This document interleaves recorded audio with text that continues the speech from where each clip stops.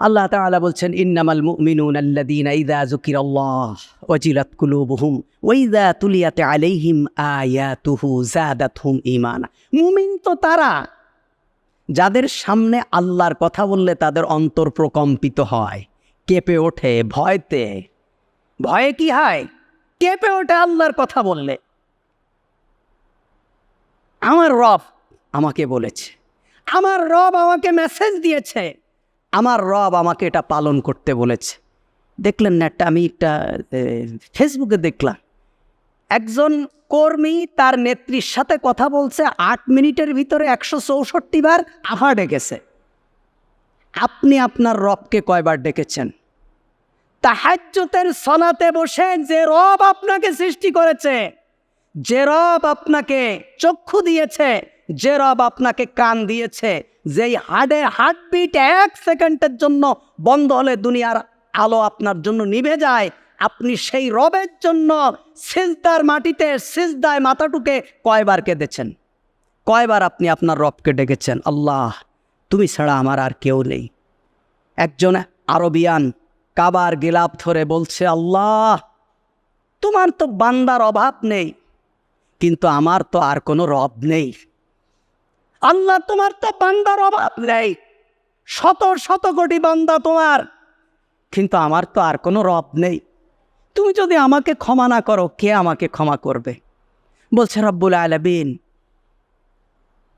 তুমি তোমার গুনাহ মাফ করার অনেক অনেক আছে, তুমি আমাকে না মাফ করো, আরেকজনকে করতে পারবে, কিন্তু আমি তো চাওয়ার আর কেউ নেই, আমি তো আর কোনো জায়গায় যেতে পারবো না। আপনি প্রত্যেকটা ব্যাপার দুনিয়ার জন্য কেন নিবেন? আপনার 2 ফোঁটা চোখের পানি তো আপনার রবের জন্য পড়া দরকার। আপনার জীবনের শেষ নিঃশ্বাস, আপনার জীবনের সময় যখন শেষ হয়ে যাবে, ওয়ালিকুল্লি উম্মাতিন আজাল ফাইদা জা আজালুহুম লা ইয়াস্তাখিরুনা সাআতান ওয়ালা ইয়াস্তাকদিমুন। আপনার এখন সলাত আদায় করে যাচ্ছেন, আসরের সলাত আপনি পড়তে পারবেন কিনা? নাকি মাইক থেকে ঘোষণা দেওয়া হবে আপনার জানাজার জন্য মানুষ যেন আসরের পরে উপস্থিত হয়ে যায়? এজন্য ভাইরা আমার, দুনিয়ার আধিপত্য, দুনিয়ার অর্থবিত্ত, দুনিয়ার প্রভাব প্রতিপত্তি, দুনিয়ার ক্ষমতা, এগুলো খুব সামান্য। আল্লাহ তাআলা আমাদেরকে দুনিয়ার এই আধিপত্য করার জন্য আল্লাহ তাআলা আমাদেরকে পৃথিবীতে পাঠাননি। আল্লাহ বলছে, ওয়াইজা তুলিয়াত আলাইহিম আয়াতুহু যাদাতহুম ঈমানা। আর ঈমানদারের সামনে যখন কোরআন তেলাওয়াত করা হয়, তখন ঈমানদারের ঈমান বেড়ে যায়। সুবহানাল্লাহ। সুতরাং যদি মনে করেন আপনি নিজেকে দিয়ে বলবেন যে কোরআনের একটা কথা আমি শুনছি, আমার ঈমান বাড়ছে, আর যদি কোরআনের কথা শুনলে মনে হয় না, এটা মনে হয় আমাকেই বলা হচ্ছে, এই কোরআনের কথাটা মনে হয় আমার জন্যই বলা হয়েছে, তাহলে মনে করবেন আপনার ঈমান আবু জাহেলের মতো। কারণ মুহাম্মদুর রাসূলুল্লাহর পরে যখন কোরআন অবতীর্ণ হতো, মুহাম্মদ সাল্লাল্লাহু আলাইহি ওয়াসাল্লাম যখন কোরআনকে বলে দিতেন, তখন আবু জাহেল বলতো, এই মুহাম্মদ আমার জন্য এই আয়াতটা নিয়ে এসেছে। আবু লাহাব বলতো, এই আয়াতটা আমার জন্য নিয়ে এসেছে। মুহাম্মদ সাল্লাল্লাহু আলাইহি ওয়াসাল্লামের উপরে নির্যাতন করতো। কারণ কি? আবু জাহেলের চরিত্রের সাথে আল্লাহর কোরআন বিরোধিতা। আবু লাহাবের কর্মের সাথে আল্লাহর কোরআনের কোনো মিল নেই। সুতরাং মনে করতো আমার কারণেই মনে হয় এটা আল্লাহ তাআলা অবতীর্ণ করেছে। এখন কোরআনের কোনো আয়াত যদি আপনার রাজনীতির বিপক্ষে যায়, কোরআনের কোনো আয়াত যদি আপনার ব্যবসার বিপক্ষে যায়, কোরআনের কোনো আয়াত যদি আপনার পরিবারের বিপক্ষে যায়, কোরআনের কোনো আয়াত যদি আপনার লেনদেনের বিপক্ষে যায়, কোরআনের কোনো আয়াত যদি আপনার সামাজিকতার বিপক্ষে যায়, কোরআনের কোনো আয়াত যদি আপনার ইবাদতের বিপক্ষে যায়, কোরআনের কোনো আয়াত যদি আপনার আকীদার বিপক্ষে যায়, আপনি বলবেন এই ওয়াজ মনে হয় তাহলে আমাদের জন্যই করছে, ওই মসজিদে আর যাওয়া যাবে না। মূলত কোরআন এসেছে আমাদেরকে সংশোধন করার জন্য। আমাদের ভিতরে যে অপরাধ জন্মায়, আমাদের ভিতরে যে অপরাধ আছে, আমাদের ভিতরে যে জুলুমাত আছে, অন্ধকার আছে, আমাদের ভিতরে যে খারাপই আছে, এগুলোকে দূর করার জন্যই মূলত আল্লাহ সুবহানাহু ওয়া তাআলা আমাদেরকে কোরআন দিয়েছেন। আল্লাহ রাসূল সাল্লাল্লাহু আলাইহি ওয়াসাল্লাম বলছেন, ইন্নাল্লাযী লাইসা ফি জাওফি শাইউম মিনাল কোরআন বাল কাল বাইতিল খারিব। আল্লাহ রাসূল বলছেন, যার অন্তরে কোরআন নেই, তার অন্তরটা হলো একটা পরিত্যক্ত ঘরের মতো। একটা ঘর যদি বন জঙ্গলের মধ্যে পরিত্যক্ত পাওয়া যায়, অনেক দিন পরে দেখেন না কিছু প্রত্নতাত্ত্বিকবিদরা কিছু কিছু বাগানের ভিতর থেকে কিছু কিছু বের করে। এই পরিত্যক্ত ঘর যেখানে কোনো মানুষ বসবাস করে না, তখন কি হয়?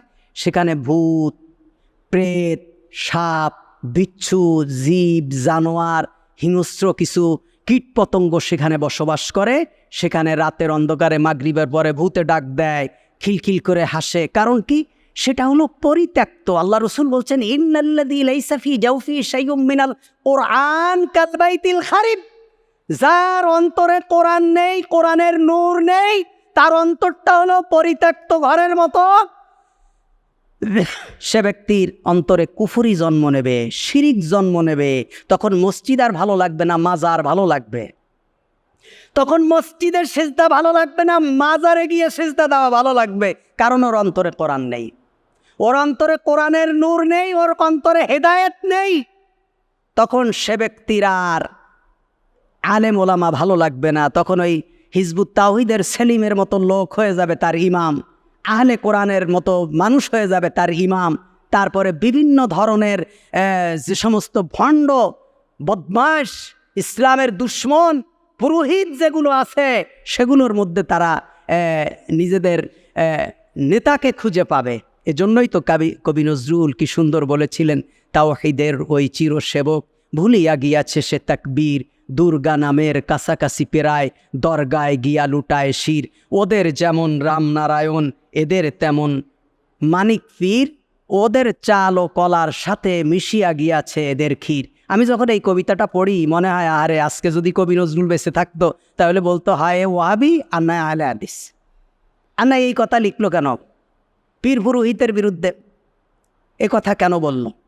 সুতরাং আমাদেরকে আমরা যখন কোরআন থেকে দূরে সরে যাব, কোরআন যখন আমাদেরকে হেদায়েত দিতে পারবে না, কোরআন থেকে যখন আমরা হেদায়েত নিতে পারবো না, তখন আমাদের কাছে শয়তানের যে ওয়াসওয়াসা, শয়তানের যে কুমন্ত্রণা, এগুলো আমাদের কাছে চলে আসবে। আল্লাহ রাসূল সাল্লাল্লাহু আলাইহি ওয়াসাল্লাম বলছেন, ইন্না খায়রাল হাদিসি কিতাবুল্লাহ। আল্লাহর জমিনের উপরে সবথেকে উত্তম কিতাব, উত্তম হাদিস হলো আল্লাহর কিতাব কোরআন। খায়রুল হাদি হুদা মুহাম্মদ সাল্লাল্লাহু আলাইহি ওয়াসাল্লাম, এবং সবথেকে উত্তম পথ প্রদর্শক নবী আলাইহিস সালাতু ওয়াস সালাম। সুতরাং আমাদের যদি হেদায়েত নিতে হয়, আমাদের যদি রাস্তা নিতে হয়, আমরা কোন হুজুর কি বলেছে, কোন পীর সাহেব কি বলেছে, কোন দরবেশ কি বলেছে, এটা আমাদের কাছে অ্যালাউ না। পৃথিবীর কারো কথা নির্দ্বিধায় মেনে নেওয়া যাবে না। পৃথিবীর কারো বক্তব্য কোনো যাচাই বাছাই ছাড়া মেনে নেওয়া হারাম, একমাত্র আল্লাহ এবং তার রাসূলের বক্তব্য ছাড়া। আল্লাহ কি বলেছেন, মুহাম্মাদুর রাসূলুল্লাহ সাল্লাল্লাহু আলাইহি ওয়াসাল্লাম কি বলেছে, কি করেছেন, সামি'না ওয়া আতা'না, শুনলাম আর মেনে নিলাম। এছাড়া পৃথিবীর যত বড় আল্লাহর ওলি হোক না কেন, সেই আল্লাহর ওলির বক্তব্য মেনে নেওয়া যাবে না যদি মুহাম্মাদুর রাসূলুল্লাহ সাল্লাল্লাহু আলাইহি ওয়াসাল্লামের বক্তব্যের বিরোধিতা হয়। আল্লাহ তাআলা বলছেন, ওয়ানাজ্জালনা আলাইকাল কোরআন তিবয়ানান লিকুল্লি শাইইন। আমি যে কোরআন নাজিল করেছি এটা এজন্য যে এতে সব কিছু সুস্পষ্টভাবে বর্ণনা করে দেওয়া আছে। কোনটা হেদায়েত, কোনটা গুমরাহি, কোনটা আলো, কোনটা অন্ধকার, কোনটা হালাল, কোনটা হারাম, কোনটা বৈধ, কোনটা অবৈধ, কোনটা মানুষের জন্য কল্যাণ আর কোনটা মানুষের জন্য অকল্যাণ। আল্লাহ তাআলা বলছেন, মা কুন্না আনিল খালকি গাফিলিন। আমি আমার সৃষ্টি সম্পর্কে উদাসীন নই। আমার সৃষ্টি কিভাবে সুন্দরভাবে চলবে এটা টোটাল বন্দোবস্ত করার দায়িত্ব আমি আল্লাহ সুবহানাহু ওয়া তাআলা। ওয়ানাজ্জালনা আলাইকাল কোরআন তিবয়ানান লিকুল্লি শাইইন। আল্লাহ তাআলা কোরআনুল কারীমের আরেক জায়গায় বলছেন, মা ফাররাতনা ফিল কিতাবি মিন শাইইন। আমি কোরআনে কোনো কিছু উল্লেখ করতে বাদ দেইনি। এমন কোনো কিছু নেই যেটা উল্লেখ করা যায়নি, যেটা সরাসরি আছে, আর কিছু সরাসরি নেই কিন্তু সেটা মুহাম্মাদুর রাসূলুল্লাহ সাল্লাল্লাহু আলাইহি ওয়াসাল্লাম আমাদেরকে বলে গিয়েছেন। সেটার অর্থ আমরা মুহাম্মাদুর রাসূলুল্লাহ সাল্লাল্লাহু আলাইহি ওয়াসাল্লামের হাদিস থেকে আমরা জানতে পারব। কোরআন এটা আমাদের জন্য একটা বিরাট নেয়ামত। কোরআন গোটা মুসলিম মিল্লাতের এক শ্রেষ্ঠ নেয়ামত। এ কোরআন আমরা বুঝি না, আমরা কোরআনকে শুধু চুমা খাই, আর কিছু মানুষ আছে কোরআন শুধু পড়ি, কোরআন বুঝি না। বহু মানুষ আছে আমরা কোরআন বুঝি না। আল্লাহর কসম, আপনি কোরআন না বুঝলে আপনি কিয়ামতের দিন নাজাত পাওয়ার কোনো ওসিলা নেই। কোরআন শেখার মতন আল্লাহ তাআলা বলছেন ওয়ালাকাদ ইয়াসসারনাল কোরআন লিযিক্র, আমি উপদেশ গ্রহণের জন্য কোরআনকে সহজ করেছি। বাংলায় সরে ও সরে আর রস্যি দীর্ঘি আকার একার রস্যুকার দীর্ঘকার কত কি আছে, আরবিতে কিন্তু কোনো আকার একার নেই। একজন ব্যক্তি যদি, আমি কোরআন নিয়ে কাজ করি, আমারও উত্তরায় একটা কোরআনের ফাউন্ডেশন আছে। আমি একেবারেই লেফটেন্যান্ট কর্নেল জেনারেল থেকে শুরু করে এমবিবিএস ডাক্তার ব্রিগেডিয়ার এদেরকে আমি কোরআন পড়াই। একেবারে যারা আর মানুষের কাছে যাইতে পারে না, মনে করে জাহান্নামে যাব তাও ভালো, হুজুরের কাছে যাই কোরআন পড়বে, এটা ইজ্জতের ব্যাপার, এই ধরনের মানুষদেরকে আমি কোরআন শেখানোর চেষ্টা করি। অনলাইন এবং অফলাইনে আমার লোকজন আছে। 2 থেকে 3 মাস যদি 1 ঘন্টা করে সপ্তাহে 3 দিন পড়েন, একটা ব্যক্তি কোরআন শিখতে পারবে। তার যত ক্ষীণ মেধা হোক, যত কম মেধাবী হোক। সুতরাং আপনি কেন কোরআন শিখবেন না? আপনি জুওলজি পড়লেন, ফিজিক্স পড়লেন, কেমিস্ট্রি পড়লেন, ইংরাজি পড়লেন, বাংলা পড়লেন, অনার্স করলেন, মাস্টার্স করলেন, ডক্টরেট করলেন, শিক্ষকতা করলেন। আপনার জীবনের এই বিরাট সময় আপনি দুনিয়ার জন্য দিলেন, আল্লাহর জন্য আপনি অন্তত 3টা মাস সময় দিতে পারবেন না? এ কোরআন তো গোটা মুসলিম মিল্লাতের এক শ্রেষ্ঠ সম্পদ। এ কোরআন গোটা মানব গোষ্ঠীর জন্য আল্লাহর পক্ষ থেকে পাঠানো সর্বশেষ এবং সর্বশ্রেষ্ঠ হেদায়েতের গ্রন্থ। এ কোরআন মানুষের জীবনের কথা বলে, অর্থনীতি রাজনীতির কথা বলে, সম্পদ আহরণ এবং তা সঞ্চয় বিতরণ খরচের সীমা পরিসীমা নির্ধারণ করে। এ কোরআন নারীর অধিকারের কথা বলে, অসহায় বিধবা নির্যাতিত নিপীড়িত শোষিত বঞ্চিত অবহেলিত মানুষের কথা বলে। এ কোরআন বিজ্ঞান দর্শনের কথা বলে। এ কোরআন ভুলে যাওয়া ইতিহাস তুলে ধরে। এ কোরআন অমুসলিম নাগরিকদের অধিকারের কথা বলে, সাদা কালো বর্ণ বৈষম্য দূর করে মানুষকে মানুষের সমান অধিকার প্রদান করে আল্লাহ তাআলার এ কোরআন। এ কোরআনে আছে উত্তরাধিকারী আইন, ফৌজদারি দণ্ডবিধি, স্বরাষ্ট্রনীতি, পররাষ্ট্রনীতি, যুদ্ধনীতি, চুক্তিনীতি সহ অসংখ্য আইনের সমাহার। একাধারে কোরআন তাওহীদ, রিসালাত, আখিরাত, জান্নাত, জাহান্নাম, বিচার, ফয়সালা, সন্ধি, শাসন ব্যবস্থা, যুদ্ধ, চুক্তি, পারিবারিক বিধিবিধান সহ এই মহাবিশ্বের সুবিস্তৃত বিজ্ঞানের তথ্য প্রদান করে আল্লাহ সুবহানাহু ওয়া তাআলার এ কোরআন। এ কারণেই আল্লাহ তাআলা বলছেন হুয়াল্লাযী আনজালা শাহরু রমাদান আল্লাযী উনজিলা ফীহিল কোরআন হুদাল লিন্নাস, আমি মানুষের জন্য কোরআন দিয়েছি মানুষের হেদায়েতের জন্য, অবায়্যিনাতিম মিনাল হুদা, এবং কোরআন হলো হেদায়েতের দলিল। কোরআন ছাড়া আর কোনো কিছুর মাধ্যমে কেউ হেদায়েত আপনাকে দিতে পারবে না। আপনি কোরআন বাদ দিয়ে আল্লাহর ওলির কাছে যাবেন, আপনি দুনিয়াবি সুফি হবেন, আপনার অন্তরে ঈমানের নূর থাকবে না, আপনার মৃত্যুর সময় কালিমা নসিব হবে না। মুহাম্মাদুর রাসূলুল্লাহ সাল্লাল্লাহু আলাইহি ওয়াসাল্লাম বলছেন লা তুহসা আজাইবুহু, এ কোরআনের আশ্চর্য ধরনের বিস্ময়কারিতা শেষ হওয়ার নয়। এ কোরআন আপনি যত পড়বেন, যত ঘাঁটবেন, যত গবেষণা করবেন, যত শুনবেন, আপনার কাছে বড় আশ্চর্য মনে হবে, বিস্ময় মনে হবে। এ কোরআন গবেষণা করলে আপনি বুঝবেন যে আল্লাহ সুবহানাহু ওয়া তাআলা কী বলেছেন। এ কারণে আল্লাহ বলছেন আফালা ইয়াতাদাব্বারুনাল কোরআন, তোমরা কি কোরআন নিয়ে গবেষণা করো না? ওয়ালাউ কানা মিন ইনদি গায়রিল্লাহি লাওয়াজাদু ফি ইখতিলাফান কাসীরা, এ কোরআন যদি আমার থেকে নাজিল না হয়ে যদি অন্য কারো থেকে নাজিল হতো, এর মধ্যে অনেক গড়মিল দেখতে পেতে। আল্লাহ তাআলা বললেন ওয়ালাউ তাকাওয়ালা আলাইনা বা'দাল আকাবিল লা আখাযনা মিনহু বিল ইয়ামিন সুম্মা লাকাতা'না মিনহুল ওয়াতিন, এ কোরআন যদি আল্লাহর কাছ থেকে নাজিল, এই কোরআনের মধ্যে যদি আমার রাসূল নিজের থেকে কোনো কথা ঢুকায় দিত, এই কোরআনের মধ্যে যদি মুহাম্মাদুর রাসূলুল্লাহ নিজের থেকে কোনো কথা ঢুকায় দিত, আল্লাহর কথা বলে চালিয়ে দিত, লাকাতা'না মিনহুল ওয়াতিন লা আখাযনা মিনহুল বিল ইয়ামিন, আমি আমার রাসূলের ডান হাতখানা চেপে ধরতাম আর কণ্ঠনালীকে আমি আল্লাহ কেটে ফেলে দিতাম। সুবহানাল্লাহ। লা তুহসা আজাইবুহু, এ কোরআনের বিস্ময়কারিতা শেষ হবার নয়। ওয়ালা তুবলা গরাইবুহু, এ কোরআন কখনো পুরাতন হয় না, জীর্ণ হয় না। ফীহি মাসাবিউল হুদা, এ কোরআন হলো হেদায়েতের মশাল। সুবহানাল্লাহ।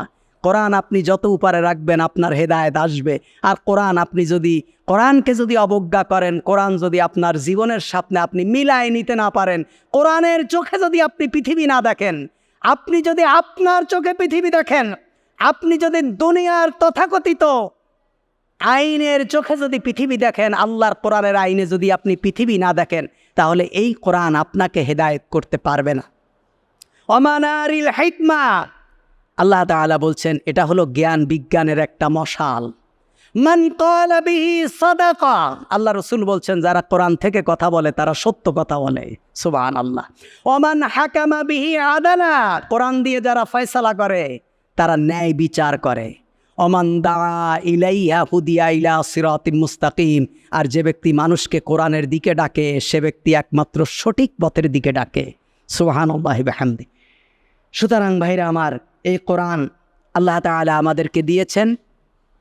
এই কোরআন আমাদেরকে পড়তে হবে, কোরআন মানতে হবে, কোরআন বুঝতে হবে, কোরআন থেকে হেদায়েত নিতে হবে। কোরআন থেকে হেদায়েত নেওয়ার জন্যই আল্লাহ তাআলা আমাদেরকে কোরআন দিয়েছেন। আমরা দুনিয়ার পিছনে তো অনেক সময় নষ্ট করছি, আমরা দুনিয়ার পিছনে তো অনেক সময় খরচ করছি, আমরা কিছুটা সময় হলেও আল্লাহর কোরআনের জন্য আমরা দেব। মক্তব ব্যবস্থা তো বিলুপ্ত হয়ে গেছে বাংলাদেশ থেকে। আজ থেকে 30-40 বছর আগে সেই আলিফ বেতে পড়েন আর ইয়া নবী সালাম আলাইকা পড়েন, যাই পড়েন, ফজরের নামাজের পরে বাধ্যতামূলক বাচ্চা যদি মসজিদে না যায় সেই বাচ্চার কপালে খুব দুঃখ ছিল, কেউ রেহাই পাইনি আমরা। কিন্তু আজকে আমাদের বাচ্চাদেরকে আমরাও পাঠাই না, আমরা বিভিন্ন কাজে মক্তব ব্যবস্থা বিলুপ্ত হয়ে গেছে। মসজিদগুলোতেও মক্তব ব্যবস্থা নেই। কেন নেই? ইমামরা ওই ডেকে ডুকে পড়াতে চায় না, কিংবা পড়ালেও আলাদা কোনো বেনিফিটও পায় না, কোনো ধরনের এও নেই, অভিভাবকদেরও কোনো গুরুত্ব নেই। মক্তব ব্যবস্থা বিলুপ্ত। যদি এই মক্তব ব্যবস্থা ফিরায় আনতে না পারি এবং আমাদের বাচ্চাদেরকে যদি আমরা মসজিদমুখী না করি, আমি যে মসজিদে খুতবা দেই আর জিস, আমাদের এই এমডি সাহেবেরই মসজিদ, আলহামদুলিল্লাহ 4 বছর, অনেক বড় মসজিদ, 4তলা মসজিদ। মানুষ এখন জায়গা ধরে না, রাস্তায় ওঠে, ছাদের উপরে ওঠে, এই দিকে হয় ওই দিকে হয়, লোক জায়গা দিতে পারি না। এই মসজিদে আমরা 2 মাস আগে প্যাকেজ ঘোষণা করেছি, যে বাচ্চা মসজিদে আসবে 12 বছরের নিচে তাদেরকে চকলেট দেওয়া হবে। কারণ আমাদের দেশে মসজিদে লেখা থাকে মহিলা এবং বাচ্চাদের প্রবেশ নিষেধ। কেন? বাচ্চারা মসজিদে আসবে না তা কোথায় আসবে? 12 বছর 15 বছর পর্যন্ত বাচ্চাদেরকে মসজিদে আসতে নিরুৎসাহিত করে মসজিদের ইমাম পর্যন্ত। আর কিছু কিছু অভিভাবক তো আছেই, মুরব্বি টাইপের, বাচ্চা দেখলে ওদের মাথার উপরে জ্বর শুরু হয়ে যায়। তাহলে যে বাচ্চারা 16-18 বছর মসজিদে আসবে না, এরা শিখবে কখন? তখন ওই বুড়া বয়সে যখন গাঁজা খায়, মদ খায়, ফেন্সিডিল খায়, এবার হুজুরে ধরে তবলিগে পাঠায় দেয়, জান একটু তবলিগে যে অন্তত একটু শুধরে আসুক। বাচ্চাদেরকে মসজিদে আনবেন, যত বেশি পারেন বাচ্চাদেরকে মসজিদে আসবেন, বাচ্চাদের সাথে আসবেন, বাচ্চাদেরকে নিয়ে আসবেন। আজকে বাচ্চারা মসজিদে না আসলে আগামী দিন মসজিদ শূন্য হয়ে যাবে, এটুক মনে রাখবেন। আল্লাহ তাআলা কোরআনের যে আজমত, কোরআন আমাদের কাছে যে জন্য পাঠিয়েছেন, কোরআন যে জন্য নাজিল করেছেন, আল্লাহ তাআলা যেন আমাদেরকে কোরআনের হক আদায় করার তৌফিক দান করে। আমিন।